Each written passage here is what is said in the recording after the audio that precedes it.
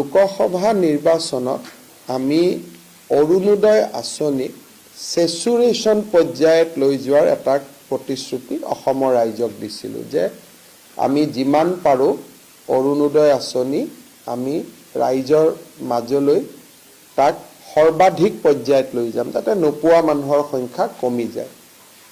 তেনেকুৱা কৰিব হলে কিমান মানুহক এই আঁচনিৰ অধীনত আনিব লাগিব, কিমান টকা ব্যয় কৰিব লাগিব, এই গোটেই দিশটো চিন্তা কৰি আমাক এমাহৰ ভিতৰত এখন প্ৰতিবেদন দিবলৈ বিত্তমন্ত্ৰী অজন্তা নেওগ, আমাৰ মন্ত্ৰী ৰনোজ পেগু, মন্ত্ৰী বিমল বৰা, মন্ত্ৰী কেশৱ মহন্ত আৰু মন্ত্ৰী ৰঞ্জিত দাসৰ নেতৃত্বত আমি এখন কেবিনেট সাব কমিটি গঠন কৰি দিছোঁ। তেওঁলোকে এমাহৰ ভিতৰত আমাক পৰামৰ্শ দিব যে অসমৰ যদি প্ৰতিটো ফেমিলিকে আমি দিব লাগে আৰু প্ৰতিটো ফেমিলিৰ ডেফিনেশ্যন কি, যে এজন বুঢ়া মানুহ আছিলে তেওঁৰ ল'ৰা ছোৱালী মিলি এটা ফেমিলি, নে গোটেইকেইটা বিয়া হোৱা ল'ৰাক ধৰি এটা ফেমিলি, দেউতাক মাকক লৈ এটা ফেমিলি, নে গোটেইকেইটা বিয়া হোৱা গোটেইকেইজনী বোৱাৰী মিলি এটা ফেমিলি হ'ব, বা গোটেইকেইজন বোৱাৰী বেলেগে বেলেগে এটা ফেমিলি হ'ব। ফেমিলি ডেফিনেশ্যন আৰু আমি কিমান দূৰলৈকে আমাৰ ৰাজ্যৰ বিত্তীয় অৱস্থাই পাৰিব, এটাতো সকলোৰে এটা লিমিটো থাকিব, এটাতো এটা আঁচনিতে গোটেই টকা দিবও নোৱাৰে। গতিকে এই গোটেই আঁচনিখনৰ ওপৰত আমি এমাহৰ ভিতৰত পৰামৰ্শ দিবৰ কাৰণে আমি আজি কেবিনেট উপসমিতিখন গঠন কৰি দিছোঁ। তৃতীয়তে আপোনালোকে জানে যে আমাৰ চৰাইদেউ বিশ্ব ঐতিহ্য ক্ষেত্ৰ কৰিবৰ বাবে ৰাজ্য চৰকাৰে যোৱা বছৰটোত আপ্ৰাণ প্ৰচেষ্টা চলাই আহিছিলে। এতিয়া বিশ্ব ঐতিহ্য ক্ষেত্ৰৰ ৰিকমেণ্ডৰী যিটো বডি আইকমছ, তেওঁলোকে এই ক্ষেত্ৰত এটা পজিটিভ ৰিপৰ্ট ইউনেস্কোলৈকে পঠোৱা বুলি আমি প্ৰাৰম্ভিকভাৱে এটা খবৰ পাইছোঁ। কিন্তু জুলাইত ভাৰতৰ অধ্যক্ষতাত ইউনেস্কোৰ বৈঠক বহিব দিল্লীত।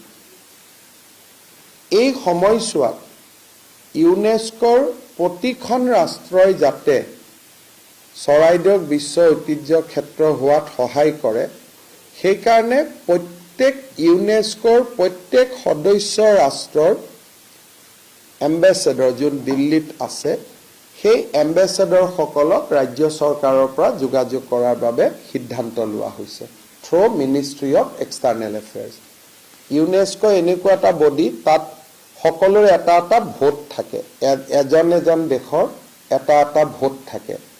গতিকে দুখন দেশে যদি আমাক ভোট নিদিয়ে, ৰিকমেণ্ডেশ্যন হ'লেও বিশ্ব ঐতিহ্য ক্ষেত্ৰ নহয়। এইটো এটা ডেমক্ৰেটিক প্ৰচেছতহে বিশ্ব ঐতিহ্য ক্ষেত্ৰ হয়। গতিকে আমি যাতে প্ৰত্যেকখন ৰাষ্ট্ৰৰে ভোট পাব পাৰোঁ, যিদিনাখন এই প্ৰস্তাৱটো হ'ব, আৰু সৌভাগ্যক্ৰমে এইবাৰ মিটিংখন নতুন দিল্লীত হ'ব আৰু তাৰ অধ্যক্ষয়ো ভাৰতে অধ্যক্ষতা কৰিব। আগে পিছে ভাৰতেও ক'ৰবাত গৈ মিটিঙত ভাগ লয়, কিন্তু এইবাৰ আমাৰ বাবে সৌভাগ্যৰ কথা যে এই মিটিংখনৰ অধ্যক্ষতাও ভাৰতে কৰিব। সেইবাবে আজি কেবিনেটত সিদ্ধান্ত লোৱা হৈছে যে ইউনেস্কোৰ সদস্য ৰাষ্ট্ৰসমূহৰ দূতাবাসসমূহৰ লগত ৰাজ্য চৰকাৰে যোগাযোগ কৰি যাতে এবাৰতে, নহ'লে কেতিয়াবা প্ৰথম মিটিংখনত নহয়, ছেকেণ্ড মিটিংখনলৈকে ডেফাৰ কৰে, ক্লাৰিফিকেশ্যন বিচাৰে, বা থাৰ্ড মিটিংখনলৈকে যায়। এটা 2-3 বছৰৰ এটা প্ৰচেছ হয়। কিন্তু আমাৰ কথাটো হ'ল যে 2-3 বছৰলৈকে নগৈ যাতে প্ৰথম বছৰতে আমাৰ কামটো হ'ব পাৰে, তাৰ কাৰণে আমি এটা বিশেষ প্ৰচেষ্টা চলাবলৈ সিদ্ধান্ত গ্ৰহণ কৰিছোঁ। আমাৰ চৰকাৰে ইলেকশ্যনৰ সময়ত আমি নিযুত মইনা বুলি আঁচনি এখনৰ কথা উল্লেখ কৰিছিলোঁ। এই আঁচনিখনৰ অধীনত এইবাৰ যিসকলে হায়াৰ ছেকেণ্ডেৰী পৰীক্ষাত পাছ কৰি আৰু মেট্ৰিক পৰীক্ষাত পাছ কৰি কলেজত নামভৰ্তি কৰিলে ছোৱালীসকলে 10,000 আৰু 12,500 টকা লাভ কৰিব। এই আঁচনিখনৰ কাঠামোটো আজি কেবিনেটে মঞ্জুৰি দিয়ে, যিহেতু আমাৰ এডমিশ্যনবিলাক হৈ গ'ল। আমি বিচাৰিছোঁ যে অন্তত অহা 2 মাহৰ ভিতৰত যদি তেওঁলোকে পইচাটো পাই যায়, তেতিয়া ছোৱালীখিনিয়ে নিজৰ পঢ়াটো অব্যাহত ৰাখিব পাৰিব। কিন্তু আৰু এটা আমাৰ মাজত পৰামৰ্শ আহিলে যে নহয়, একেলগে 10,000 টকা দিব নালাগে, মাহত 1,000 কৈ দিব লাগে। লাগিলে টকাটো 12,000 হওক, কিন্তু মাহত 1,000 কৈ দিলে ছোৱালীখিনিয়ে টকাটো শিক্ষাৰ কামত লগাব, কিন্তু একেলগে 10,000 পালে মোবাইল টোবাইলো কিনি ল'ব পাৰে। গতিকে এই বিষয়টো আমাৰ ৰণোজ পেগু আৰু চন্দ্ৰমোহন পাটোৱাৰীক লৈ আমি কেবিনেট কমিটি এখন কৰি দিছোঁ। অহা 7 দিনৰ ভিতৰত তেওঁলোকে শিক্ষাবিদসকলৰ লগত কথা পাতি আমাক এটা পৰামৰ্শ দিব যে মাহত 1,000 কৰি দি থাকিম নে একেলগে আমি 10,000 দিম। এই সিদ্ধান্তটো আমি বেছি সময় দিয়া নাই, 7 দিন দিছোঁ, কাৰণ 15 আগষ্টৰ দিনাখন এই আঁচনিখনৰ টকা 1,000 টকা কৰিয়ে হওক বা একেলগে 10,000 টকা কৰিয়ে হওক, যিটোৱে হওক, এই আঁচনিখন আমি অহা 15 আগষ্টৰ দিনাখন শুভাৰম্ভ কৰিব খুজিছোঁ। ছেপ্টেম্বৰ মাহত আজি কেবিনেটে আৰু এটা অনুমোদন দিয়ে যে আমাৰ মাইক্ৰ' ফাইনেন্সৰ লোন 25,000 টকা পৰ্যন্ত আমি NOC দিছিলোঁ।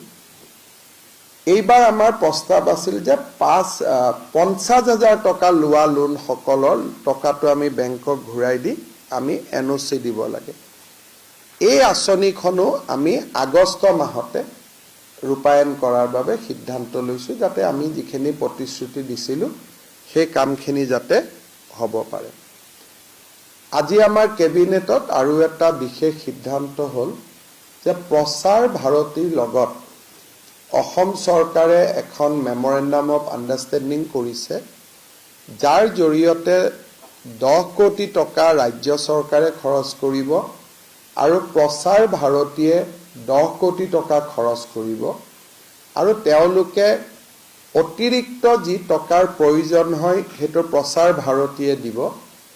52টা এপিছডত লাচিত বৰফুকনৰ এখন তথ্যচিত্ৰ তেওঁলোকে প্ৰস্তুত কৰিব আৰু 52টা এপিছড দূৰদৰ্শনত তেওঁলোকে প্ৰচাৰ কৰিব in all national and regional channels. তাৰো আজি আমাৰ MOU-খনত আমি এপ্ৰুভেল দিছোঁ।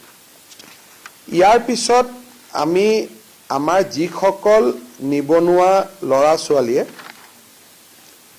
মুখ্যমন্ত্ৰীৰ আত্মনিৰ্ভৰ অসম আঁচনিৰ অধীনত 2 লাখ টকাৰ লোনৰ বাবে আবেদন কৰিছিলে, ছেপ্টেম্বৰ মাহৰ ভিতৰত 30,000 জন যুৱকক খানাপাৰাত একেলগে মাতি আনি আমি প্ৰথম কিস্তিৰ 1 লাখ টকা দিবৰ বাবে আমি সিদ্ধান্ত লৈছোঁ, যাতে আঁচনিখন বহল প্ৰচাৰ হ'ব পাৰে। অৰ্থাৎ খানাপাৰাত একেলগে প্ৰথম 30,000 যি চিলেক্টেড কেণ্ডিডেট আছে, প্ৰথম 30,000 চিলেক্টেড কেণ্ডিডেটক আমি একেলগে মাতি আনি আমি তেওঁলোকৰ প্ৰথম কিস্তিৰ ধন মোকলাই দিবলৈ আমি সিদ্ধান্ত লৈছোঁ।